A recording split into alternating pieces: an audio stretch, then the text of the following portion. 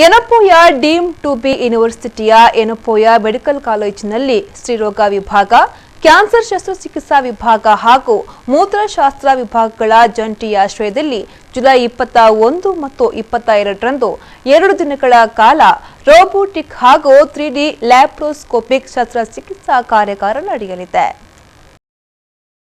ಈ ಬಗ್ಗೆ ಮಂಗಳೂರಿನಲ್ಲಿ ಸುದ್ದಿಗೋಷ್ಠಿ ನಡೆಸಿ ಮಾತನಾಡಿದ ಸಂಘಟನಾ ಅಧ್ಯಕ್ಷ ಡಾಕ್ಟರ್ ಎಂ ವಿಜಯಕುಮಾರ್ ಅವರು, ಯನಪೋಯ ಮೆಡಿಕಲ್ ಕಾಲೇಜಿನ ಸ್ತ್ರೀರೋಗ ವಿಭಾಗ, ಕ್ಯಾನ್ಸರ್ ಶಸ್ತ್ರಚಿಕಿತ್ಸಾ ವಿಭಾಗ ಹಾಗೂ ಮೂತ್ರ ವಿಭಾಗಗಳ ಸಂಯುಕ್ತಾಶ್ರಯದಲ್ಲಿ ಈ ಪ್ರಾಂತ್ಯದಲ್ಲಿ ಮೊದಲ ಬಾರಿಗೆ ಜುಲೈ 21 ಮತ್ತು 22ರಂದು 2 ದಿನಗಳ ರೋಬೋಟಿಕ್ ಹಾಗೂ 3D ಲ್ಯಾಪ್ರೋಸ್ಕೋಪಿಕ್ ಶಸ್ತ್ರಚಿಕಿತ್ಸಾ ಕಾರ್ಯಾಗಾರವನ್ನು ಆಯೋಜಿಸಲಾಗಿದೆ.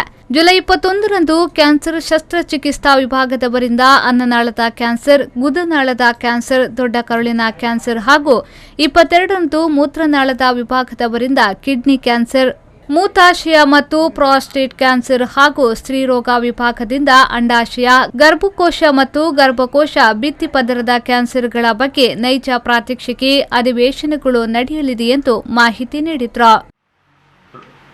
21-22 ಈ ತಿಂಗಳು ದಟ್ ಈಸ್ ಸ್ಯಾಟರ್ಡೇ ಸಂಡೇ ನಮ್ಮ ಯೂನಿವರ್ಸಿಟಿಯಲ್ಲಿ ಮೆಡಿಕಲ್ ಕಾಲೇಜ್ ಮೊದಲಾಗಿ ನಾವು robotic surgery and 3D laparoscopic surgery surgical live workshop ಮಾಡ್ತಾ ಇದ್ದೀವಿ. ಅದು ವಿಚಾರ ನಿಮಗೆ ಹೇಳೋಕ್ಕೆ ಬಂದಿದ್ದೀವಿ. This the first ever time in hole of coastal Karnataka this sort of program is being organized and arranged, and that too in a medical college setting. Robo surgery, as you all will be knowing, is one of the most modern technologically and superior than the conventional surgery, including laparoscopy, many ways.